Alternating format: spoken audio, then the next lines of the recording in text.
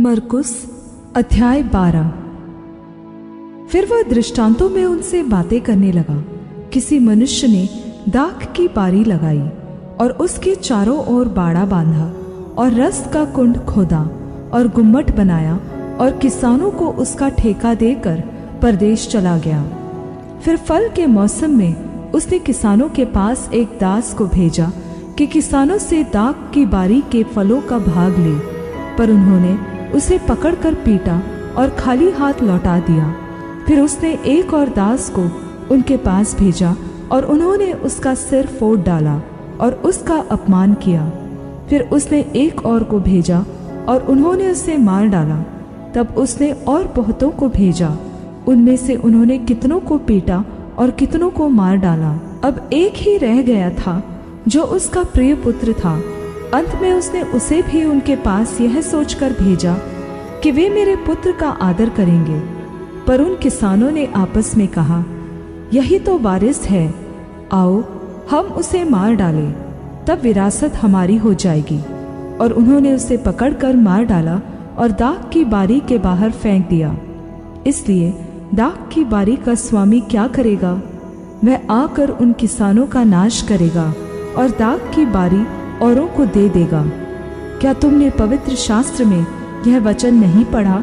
जिस पत्थर को राजमिस्त्रियों ने निकम्मा ठहराया था, वही कोने का सिरा हो गया। यह प्रभु की ओर से हुआ और हमारी दृष्टि में अद्भुत है। तब उन्होंने उससे पकड़ना चाहा, क्योंकि समझ गए थे कि उसने हमारे विरोध में यह दृष्टांत कहा है। पर वे लोगों से डरे और उसे छोड़कर चले गए। तब उन्होंने उसे बातों में फंसाने के लिए कई एक फरीसियों और हेरोदियों को उसके पास भेजा।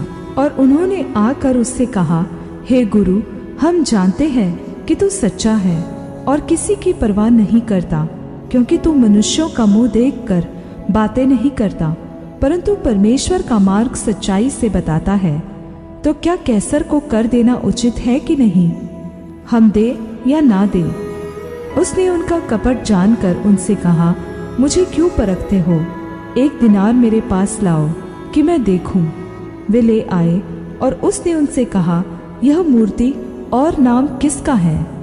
उन्होंने कहा, कैसर का। यीशु ने उनसे कहा, जो कैसर का है वह कैसर को, और जो परमेश्वर का है परमेश्वर को दो। तब वे उस पर बहुत अचंभा करने लगे। फिर सदूकियों ने भी, जो कहते हैं कि मरे हुओं का जी उठना है ही नहीं, उसके पास आकर उससे पूछा, हे गुरु, मूसा ने हमारे लिए लिखा है कि यदि किसी का भाई बिना संतान मर जाए और उसकी पत्नी रह जाए, तो उसका भाई उसकी पत्नी से विवाह कर ले और अपने भाई के लिए वंश उत्पन्न करे। 7 भाई थे। पहला भाई विवाह करके बिना संतान मर गया।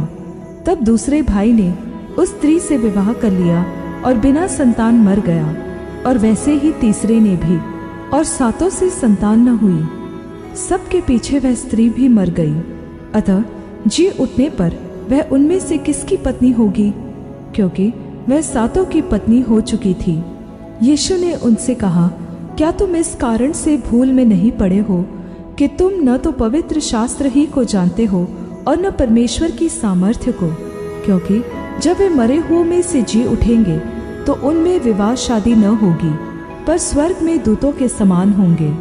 मरे हुओं के जी उठने के विषय में क्या तुमने मूसा की पुस्तक में झाड़ी की कथा में नहीं पढ़ा कि परमेश्वर ने उससे कहा, मैं अब्राहम का परमेश्वर और इसहाक का परमेश्वर और याकूब का परमेश्वर हूँ?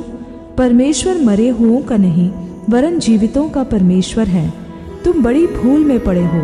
और शास्त्रियों में से एक ने आकर उन्हें विवाद करते सुना, और यह जानकर कि उसने उन्हें अच्छी रीति से उत्तर दिया, उससे पूछा, सबसे मुख्य आज्ञा कौन सी है? यीशु ने उससे उत्तर दिया, सब आज्ञाओं में से यह मुख्य है, हे इस्राएल सुन, प्रभु हमारा परमेश्वर एक ही प्रभु है, और तू प्रभु अपने परमेश्वर से अपने सारे मन से और अपने सारे प्राण से और अपनी सारी बुद्धि से और अपनी सारी शक्ति से प्रेम रखना। और दूसरी यह है कि तू अपने पड़ोसी से अपने समान प्रेम रखना। इससे बड़ी और कोई आज्ञा नहीं। शास्त्री ने उससे कहा, हे गुरु, बहुत ठीक, तूने सच कहा कि वह एक ही है और उसे छोड़ और कोई नहीं, और उससे सारे मन और सारी बुद्धि और सारे प्राण और सारी शक्ति के साथ प्रेम रखना, और पड़ोसी से अपने समान प्रेम रखना सारे होम बलियों और बलिदानों से बढ़कर है। जब यीशु ने देखा कि उसने समझ से उत्तर दिया तो उससे कहा, तू परमेश्वर के राज्य से दूर नहीं, और किसी को फिर उससे कुछ पूछने का साहस न हुआ। फिर यीशु ने मंदिर में उपदेश करते हुए यह कहा, शास्त्री क्यों कहते हैं कि मसीह दाऊद का पुत्र है? दाऊद ने आप ही पवित्र आत्मा में होकर कहा है, प्रभु ने मेरे प्रभु से कहा, मेरे दाहिने बैठ, जब तक कि मैं तेरे बैरियों को तेरे पांव की चौकी न कर दूं। दाऊद तो आप ही उसे प्रभु कहता है। फिर वह उसका पुत्र कहाँ से ठहरा? और भीड़ के लोग उसकी आनंद से सुनते थे। उसने अपने उपदेश में उनसे कहा, शास्त्रियों से सावधान रहो, जो लंबे वस्त्र पहने हुए फिरना और बाजारों में नमस्कार और आराधनालयों में मुख्य मुख्य आसन और भोज में मुख्य मुख्य स्थान भी चाहते हैं। वे विधवाओं के घरों को खा जाते हैं और दिखाने के लिए बड़ी देर तक प्रार्थना करते रहते हैं। ये अधिक दंड पाएंगे। और वह मंदिर के भंडार के सामने बैठकर देख रहा था कि लोग मंदिर के भंडार में किस प्रकार पैसे डालते हैं, और बहुत धनवानों ने बहुत कुछ डाला। इतने में एक गरीब विधवा ने आकर 2 दमड़ियां, जो एक अधेले के बराबर होती हैं, डाली। तब उसने अपने चेलों को पास बुलाकर उनसे कहा, मैं तुमसे सच कहता हूँ कि मंदिर के भंडार में डालने वालों में से इस गरीब विधवा ने सबसे बढ़कर डाला है, क्योंकि सबने अपने धन की बढ़ती में से डाला है, परंतु इसने अपनी घटी में से जो कुछ उसका था, अर्थात अपनी सारी जीविका डाल दी है।